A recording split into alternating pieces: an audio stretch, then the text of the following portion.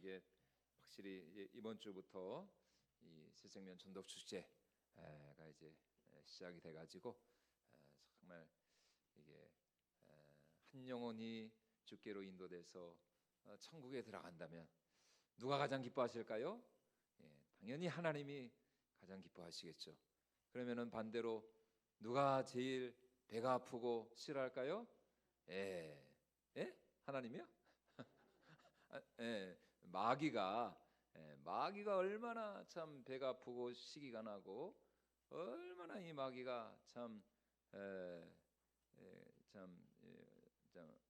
분통이 터지겠습니까? 한 영혼, 지옥 백성이 천국 백성이 되고 이 마귀의 자식을 하나님의 자녀로 이렇게 참 인도하는 그런 역사가 일어나면 얼마나 이 마귀 사단 귀신들이 참 이렇게 역사하겠습니까? 그래서 참 어떻게 보면 전도는 이게 영적인 전쟁이고 영적인 싸움이고 그렇기 때문에 우리가 더 기도해야 하는 것이고요.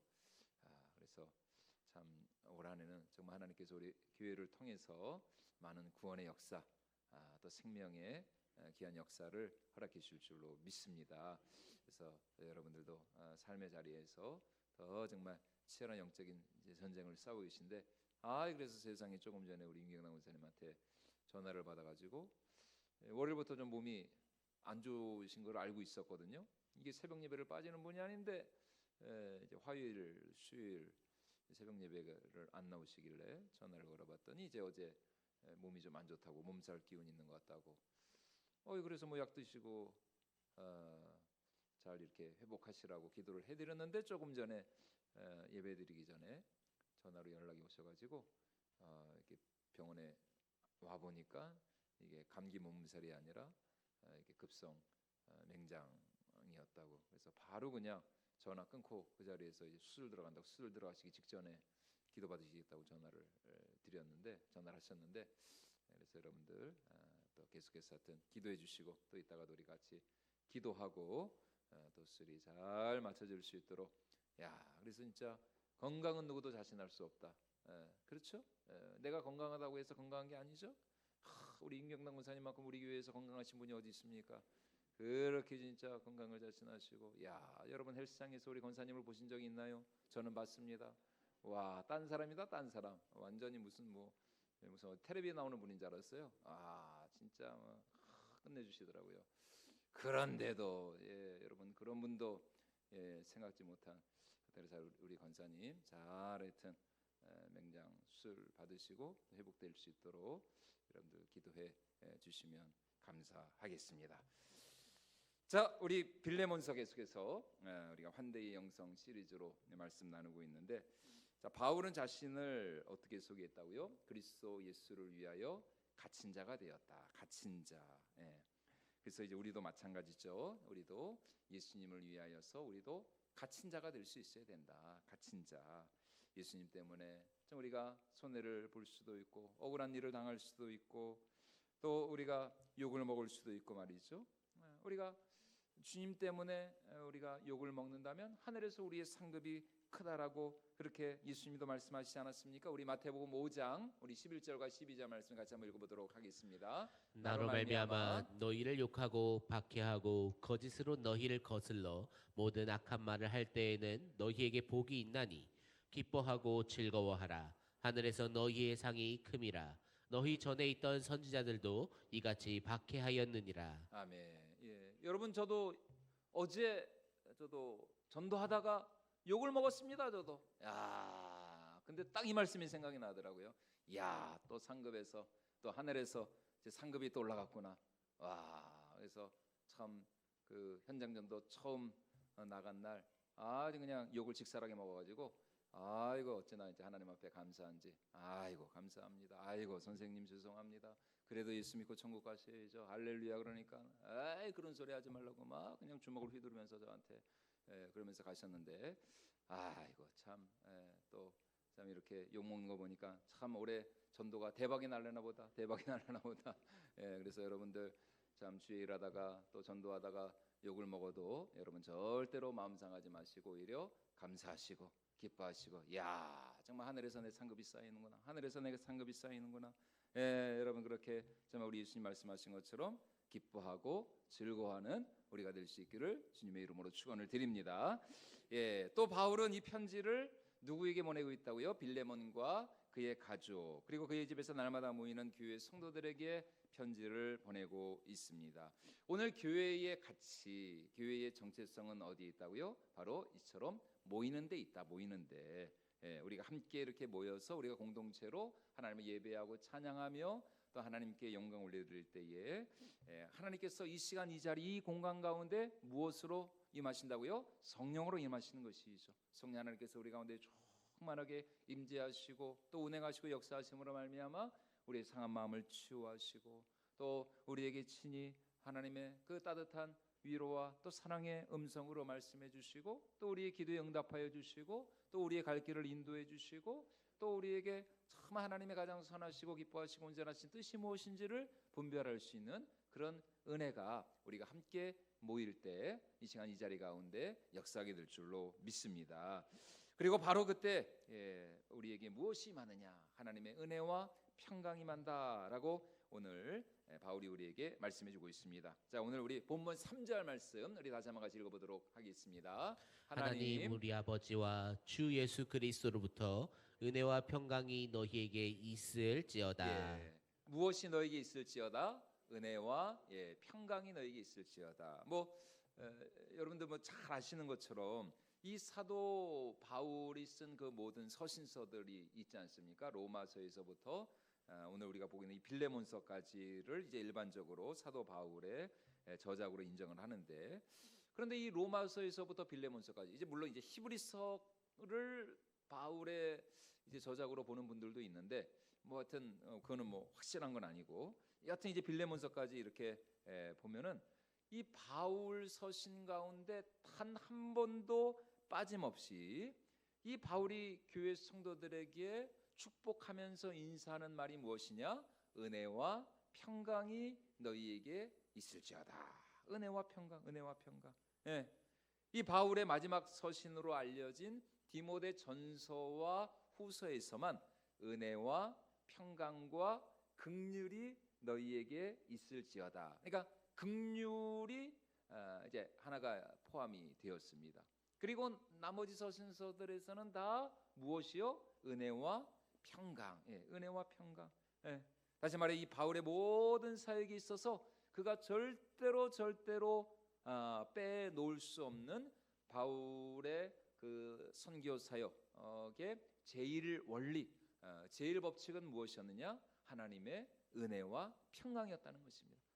항상 이 바울은 은혜와 평강을 앞세우며 이렇게 나아갔다는 것이에요. 그래서 이제 오늘 설교 제목과 같이 이 은혜와 평강이야말로 이 바울 사역에 있어서의 제일 원리, 또 최고의 가치였고, 한마디로 말하면 이 바울 사역의 사도 바울의 시그니처가 무엇이었느냐? 은혜와 평강.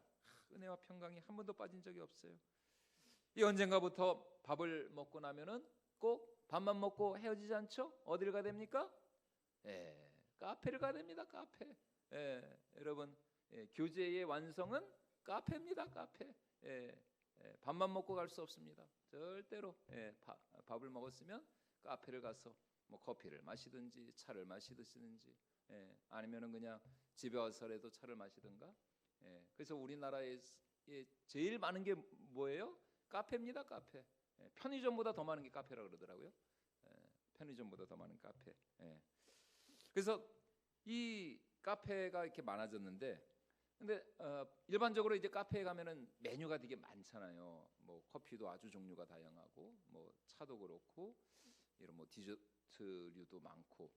근데 그 뭐 커피든지 차든지 하여튼 이 카페마다 가면은 그 메뉴 가운데 뭐가 있느냐? 시그니처 메뉴가 있습니다. 시그니처 메뉴. 예. 그래서 이 시그니처 메뉴는 한마디로 말해서 그 카페에서 제일 맛있고 제일 잘하고, 또 일반적으로 시그니처는 값이 제일 비쌉니다. 예. 그래서 커피에 대해서 잘 모르면은 그냥 시그니처 달라 그러면 돼요. 그러면 이제 제일 좋은 거 먹는 겁니다. 예, 제일 좋은 거 시그니처 메뉴, 시그니처 메뉴. 예. 그래서 뭐를 먹을지 모르겠다. 직원분한테 이렇게 뭘 먹으면 좋을까요? 그러면은 직원분이 추천해 주는 것도 시그니처. 예, 시그니처. 근데 이제 이 말이 예술 작품에도 종종 이제 쓰이거든요. 근데 예술 작품에 쓰일 때는 작품을 완성하고 난 후에 마지막으로 그 작품에, 그것이 뭐 미술 작품이든지 보통 이제 미술 작품이죠.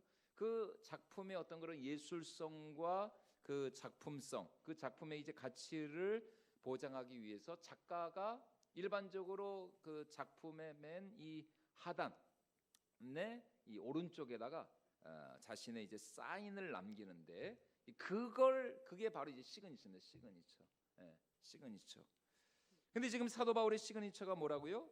그의 사역과 인생, 그리고 그의 신앙 여정에 있어서 이 사도 바울이 가장 강조하고 또 중시하면서 그가 앞세우는 최고의 가치, 최고의 은사가 무엇이냐?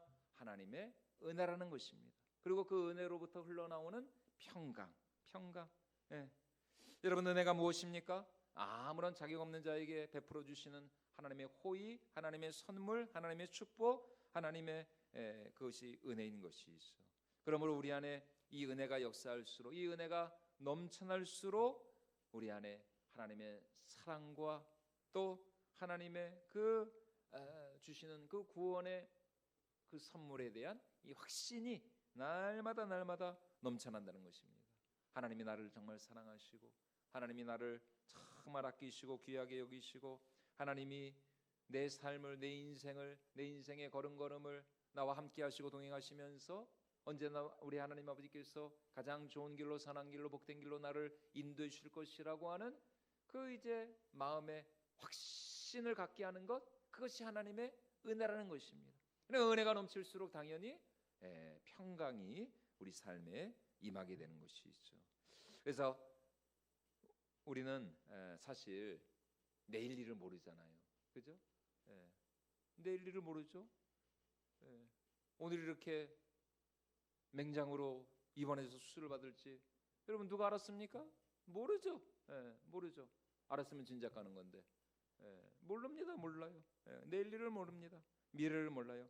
앞으로 내 인생이 어떻게 될지, 정말 내가 지금 기도하고 있고 고민하고 있고 참 나에게 스트레스를 주는 그런 일들, 이것을 어떻게 감당해야 될지 여러분 우리가 모릅니다. 내 인생을 내가 책임지려고 하면 그러니까 피곤하는 거야. 아주 인생이 피곤해져 아주. 그러니까 내 인생을 내가 뭐 주도적으로 이끌어간다, 이것도 좋은데 내 인생의 주인이 나라고 생각하면은 그것만큼 피곤한 것이 없습니다. 옛날에 한창 유행했던 노래가 있었잖아요. 내 인생은 나의 것, 내 인생은 나의 것. 그 다음에 가사가 뭐였죠? 이제 그냥 이대로 나를 내버려 두세요. 그거였나요? 내 인생은 나의 것 그러면서. 근데 이게 뭐 듣기는 좋을지 몰라도 얼마나 이게 피곤한지 모릅니다. 여러분, 내 인생이 내 앞에 무슨 일이 일어날지 모르니까요. 그리고 사실 우리는 무엇이 나에게 가장 좋은지도 모릅니다. 지금 당장은 이렇게 되면 좋을 것 같죠? 이것이 있으면 나에게 참 이게 축복인 것 같아요. 유익이 될 것 같아요. 근데 그게 앞으로 5년 후, 10년 후 그것이 나에게 정말 유익이 되고 축복이 되고 선이 될지 그걸 누가 장담합니까? 나에게 있어서 가장 이 복되고 좋은 일이 무엇인지 사실 우리가 그것도 잘 모르거든요. 여러분, 그러니까 우리 인생의 주권을, 우리 인생의 이 인생이라는 이 삶의 이 핸들을 누구에게 맡길 때 우리가 진정한 평안을 누릴 수 있느냐? 하나님께 내어 맡길 때. 하나님께 내어 맡길 때. 여러분, 하나님은 우리의 전부를 아시잖아요. 우리의 처음과 끝을 아시고 알파와 오메가가 되시고 나의 시작과 끝을 아시는 분은 오직 하나님밖에 없습니다. 하나님밖에 없습니다. 그렇기 때문에 나의 미래와 장래, 내 인생의 그 결국을 아시는 분도 하나님밖에 없다라는 것입니다. 그러므로 내 인생에 있어서 무엇이 가장 좋은 것인지, 무엇이 최고의 선택이고 어떤 길이 정말 내가 가야 할 길인지를 진정으로 아시는 분은 여호와 하나님밖에 없다는 것이죠. 그래서 시편 23편에서 이 다윗이 뭐라고 고백하고 있습니까? 여호와는 나의 목자시니. 그러니까 내가 갈 길을 진정으로 잘 아시는 분은 하나님밖에 없다는 것입니다. 양들은 시력이 안 좋거든요. 5m 앞을 보지 못합니다. 양들은. 그래서 양들에게 있어서 이 목자는 정말 그 생사가 달린 문제. 목자가 없다. 그러면 양들은 갈 바를 알지 못하는 것입니다. 바로 앞에 낭떠러지가 있어도 그냥 가는 거예요. 떨어지는 줄도 모르고.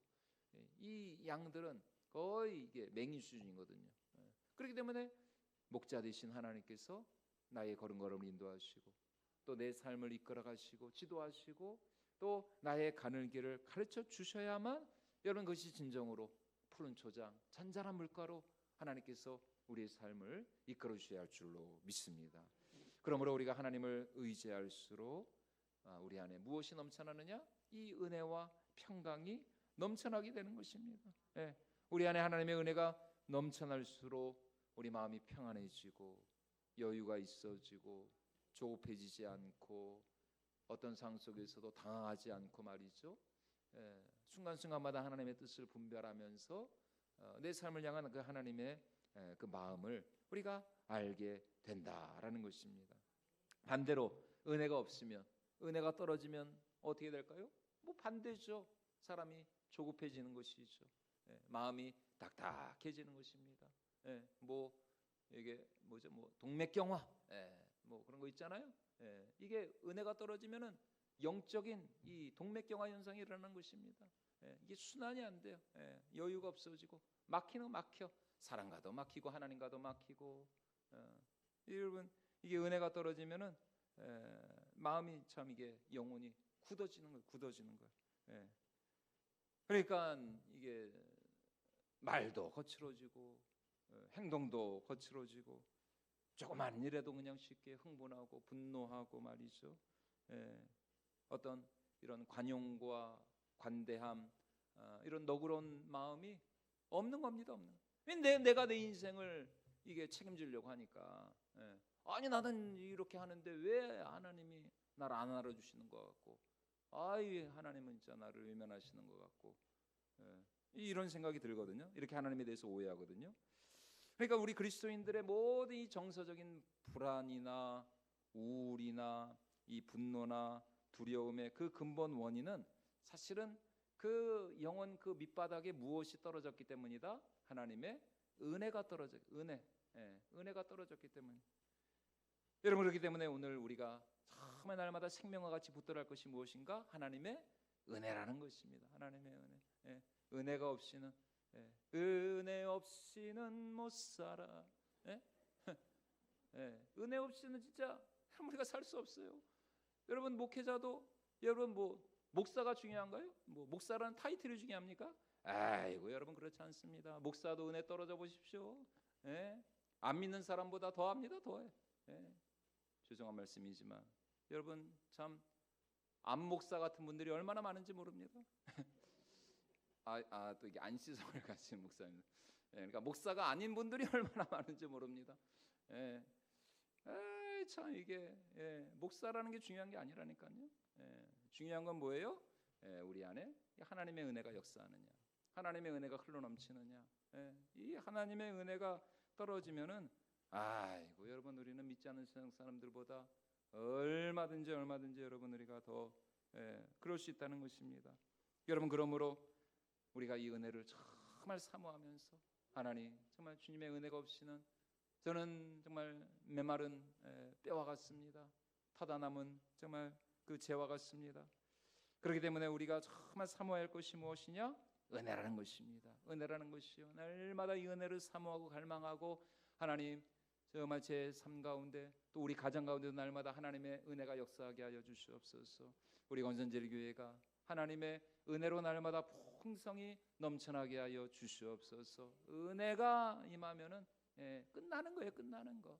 뭐 아무리 뭐 법적으로 뭐 아무리 뭐 서로 간에 그런 관계가 얽히고 설키고 꼬여도 은혜가 임하면 은혜의 물줄기가 그곳 가운데 임하면은 모든 꼬였던 문제들이 다 풀어지고 해결되어지고 다 정말 덮어지고 말이죠.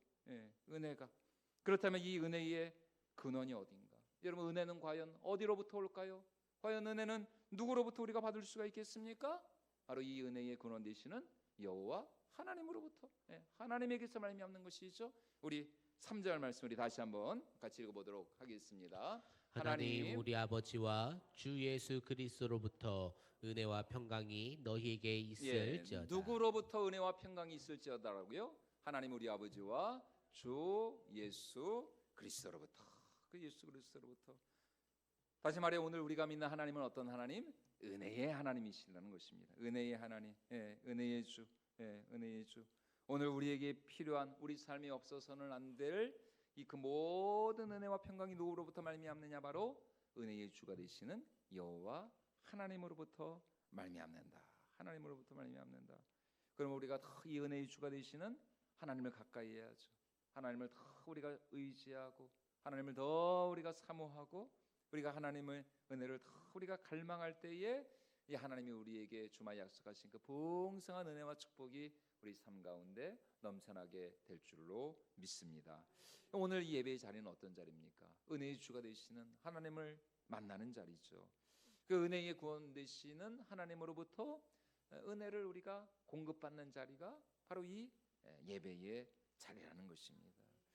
그래서 이렇게 뭐 정신과 닥터들이 하는 말이 뭐예요? 아무리 뭐 추운 날씨여도 이렇게 밖에 나가가지고 햇빛을 받으면서 이렇게 걷는 것만으로도 참 마음이 가벼워지고 상쾌해지고 이게 마음에 그 여러 가지 뭐 근심 걱정 그 우울이 다 사라진다는 것입니다. 그 빛이 우리 몸 안에 여러 가지 이런 어떤 그런 건강한 호르몬들을 만들어낸다는 것이요. 여러분 우리 영혼도 마찬가지죠. 하나님의 은혜는 우리 영혼의 햇빛과 같습니다. 여러분 그 은혜의 빛이 그 생명의 빛이 우리를 살리고 또 우리를 새롭게 하고 우리를 강건하게 하고 우리를 치유하게 되는 줄로 믿습니다. 여러분 그러므로 오늘 사도 바울과 같이 우리 인생에 우리 신앙생활에 우리 삶의 시그니처도 무엇이 되는다? 하나님의 은혜와 평강이 되어야 할 줄로 믿습니다. 여러분 그러므로 정말 우리 생 다하는 그날까지 우리는 하나님 정말 주님의 은혜가 없이는 저는 참 아무런 소망이 없습니다. 날마다 내가 무엇을 하고 안 하고가 중요한 것이 아니라 하나님의 은혜가 우리한테 우리 삶 가운데 역사할 때 나는 요만큼만 했는데도 그 요만큼만한 그 일에 하나님의 은혜가 부어지면은 내가 한 것 그 이상으로 엄청난 그런 역사가 일어날 수가 있는 것이에요. 근데 내가 아무리 뭐 수고하고 애쓰고 내가 발버둥 치고 내가 그냥 이 사람 저 사람 만나고 내가 정말 뭐 그냥 잠도 제대로 못 자면서 그래도 하나님의 은혜가 없으면 여러분 우리 삶은 그러면 열매를 맺을 수가 없는 것이죠. 그러므로 우리는 언제나 하나님의 은혜를 사모하면서 그 은혜가 날마다 우리 심령을 덮게 하여 주시고 또 우리의 삶에 충만히 임하게 하여 주시고 또 그 은혜로 말미암아 내가 기대하고 또 기도하고 또 내가 하나님 앞에 바라는 그 모든 것들이 정말 그 이상으로 아름답게 응답되어지는 그런 역사가 있기를 주님의 이름으로 축원을 드립니다. 그래서 이런 하나님의 은혜를 우리가 날마다 사모하면서 이 은혜의 주인공이 되고 또 이 은혜의 정말 풍성한 축복을 받아 누릴 수 있는 저와 여러분들이 모두가 될 수 있기를 주님의 이름으로 축원을 드립니다.